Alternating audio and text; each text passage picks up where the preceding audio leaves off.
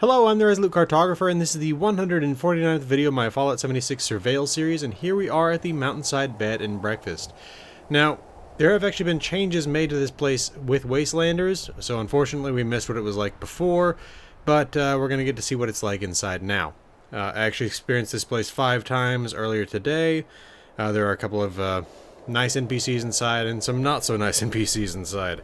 Along with that, in terms of collectible nodes, we're going to see glowing resin, wild carrot flowers, blackberry, aster, wood piles, and brain fungus.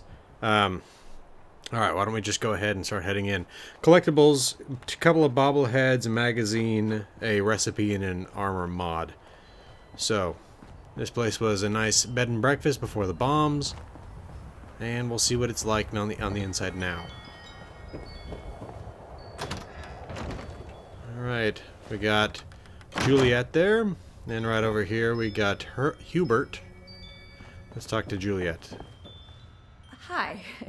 Welcome to the Mountainside Bed and Breakfast. How much for a room? You can stay the night for 5 caps. Something's not right. You look a little nervous. Keep your voice down. Cannibals have taken us hostage and are waiting for guests to rent a room. Go down to the basement and ambush them if you want to live. Okay, I'll deal with them. Good luck and, be safe. Okay. Let's see what I got here. That should do it. And how about I actually put on some armor?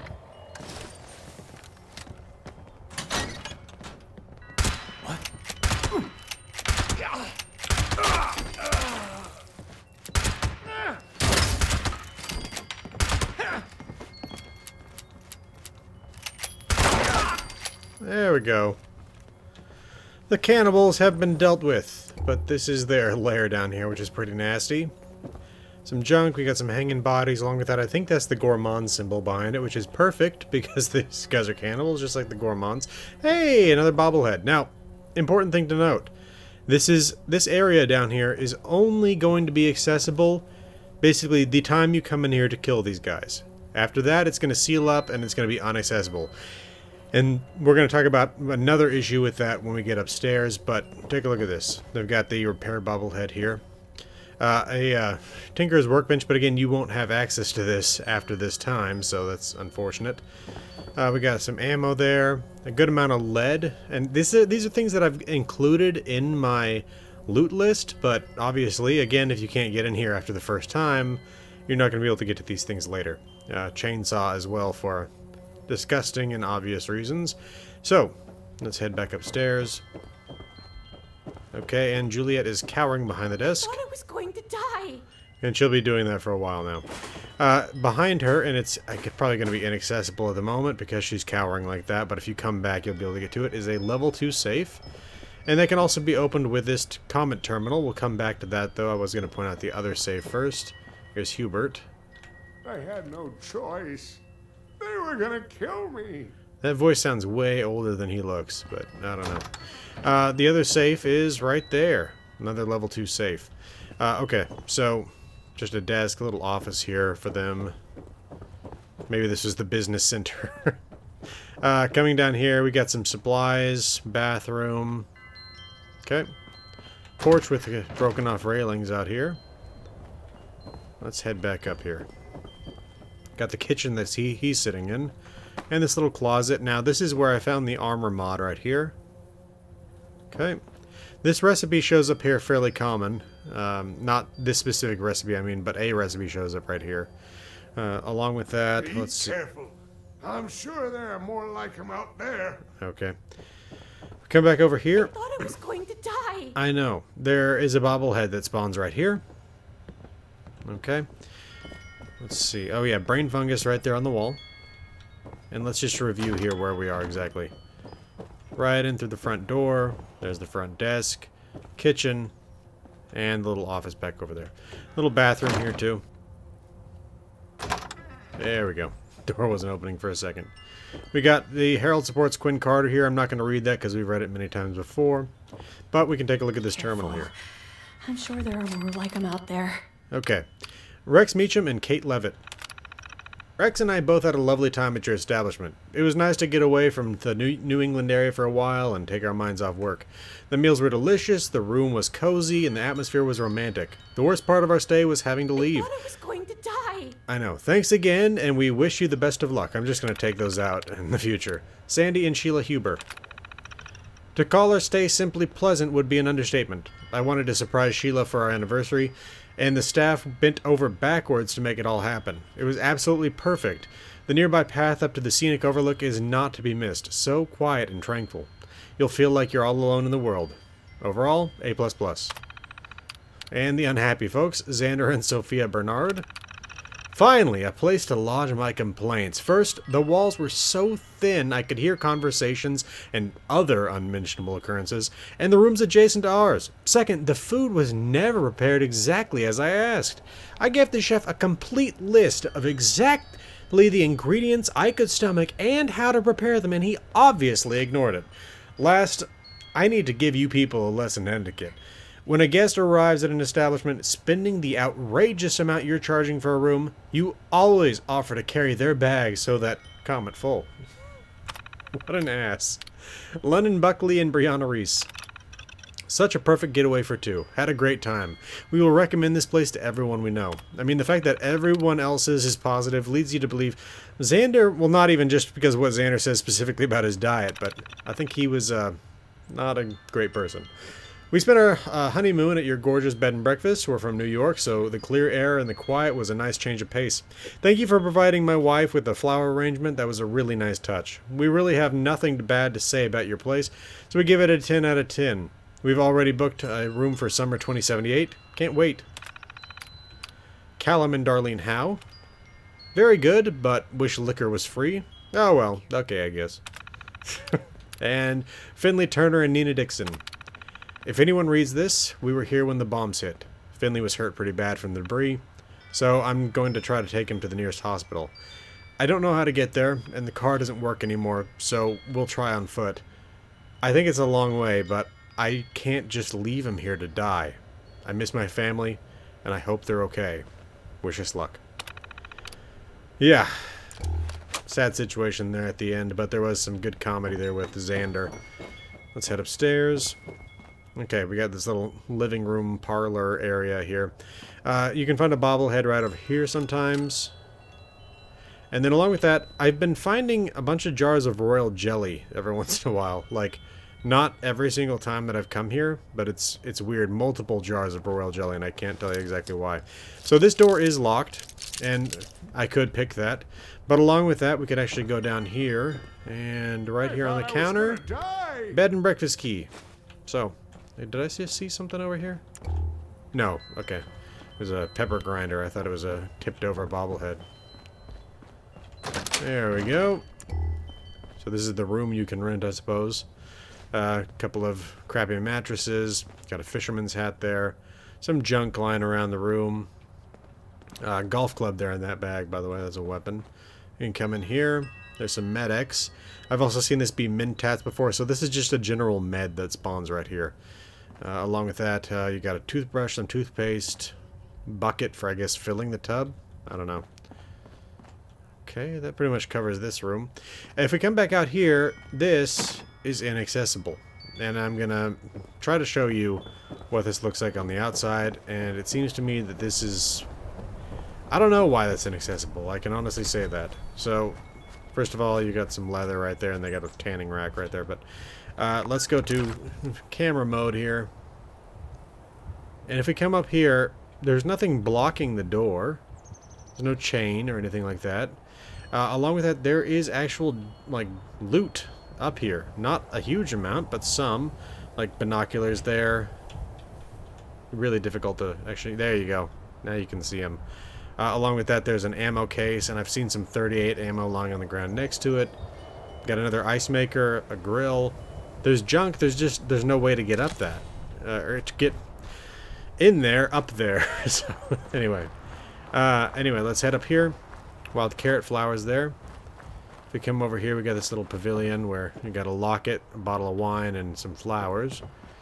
Some of the glowing fungus, not glowing fungus, glowing resin can be found over here on one of these trees. There it is. But along with that, we've only seen about, well, and there's some wood piles there.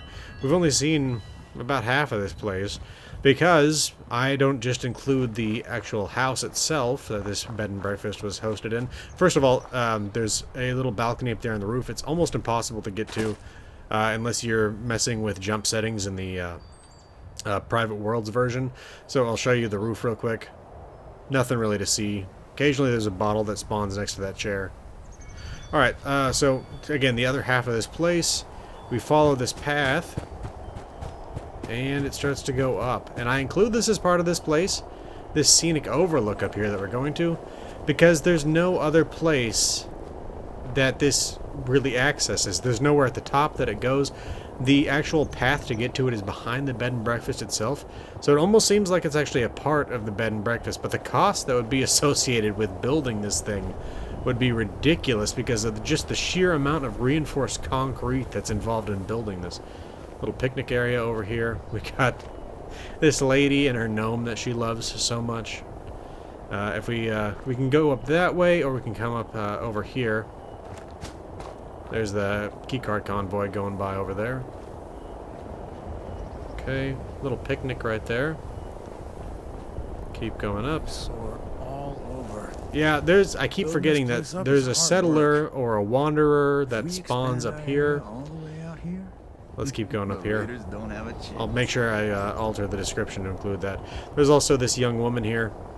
This is part of the whole Mistresses of Mystery thing. You can potentially find a tattered veil, I believe, on her, along with some sort of information about how to get into Riverside Manor. We can keep coming up here. More scenic overlook. You got Charleston down there, the Rockhound on top of Mount Blair, the Mega Mansions of Bromwell. You got the White Spring Resort, the Top of the World. What's that over there? So let's keep going. So this area over here, that's the picnic area where the lady and the gnome is. I pointed up this way. There's some more glowing resin right there. Let's keep coming up. Seriously, the amount of money that it would cost to build this thing would be ridiculous for a tiny little bed and breakfast like that. Okay, right up here to this gazebo. We got a little bit of food there and some junk. And then we come out here and we got this painter. And she's got a couple of cans of paint with her. And so I didn't even realize this until today. But these cans of paint each have 5 lead in them. Which makes sense, we're talking lead-based paint, but I'd never really thought about it before. I'd always associated these with oil and steel, but there's a good amount of lead in them as well. So, one thing that I wanted to mention, because we basically have seen everything now, but there's something that I wanted to point out because it's something I've been noticing, but I haven't really been saying anything about it because I haven't really confirmed it until today, and that is that when you scrap your junk stuff, that has wood in it, it does not show that you're scrapping wood. And I don't know why that's the case. But, so let's head over to the house. And again, this isn't specific to this place, but it's something that I noticed while I was here, so I want to point it out. Oh, and we do also need to take a look at the Overseer's Log Mountainside. But while we're listening to this, I'm going to be finding stuff that has wood. Overseer's Log. Somewhere in the mountains. Oh, not good. Not good. Not good. Just trying to focus. But the pain is unreal. So bad. What to do this now? While I can, I'm afraid I might pass out. Was attacked. Some kind of... I think it was wearing a gas mask. A heavy coat, but not human. Not human. No stim packs left. Funny joke in here about practicing what you preach. This is the Overseer. signing off. Hopefully not for the last time.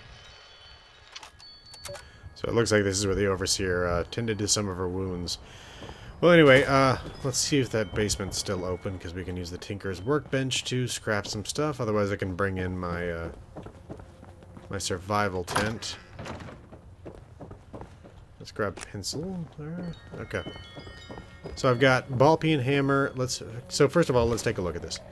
If we come in here, we take a look at the junk. So we've got where is it? Pencil, lead and wood, right? Plunger, rubber and wood. Okay. Find the, where is it? The broom. Yep. Wood and plastic. Along with that, I picked up the ball peen hammer, wood and steel. Okay. Battered clipboard, wood and spring. Let's go ahead and scrap everything here. Look at that. Cloth, fiberglass, lead, oil, plastic, rubber, spring, and steel. There's no wood. Why? Why exactly is that the case? Before we do that, let's see if it actually is still entering the inventory. I didn't even check on that. Let's look into that first. Wood scraps, 19. So let's see what happens if we scrap everything here.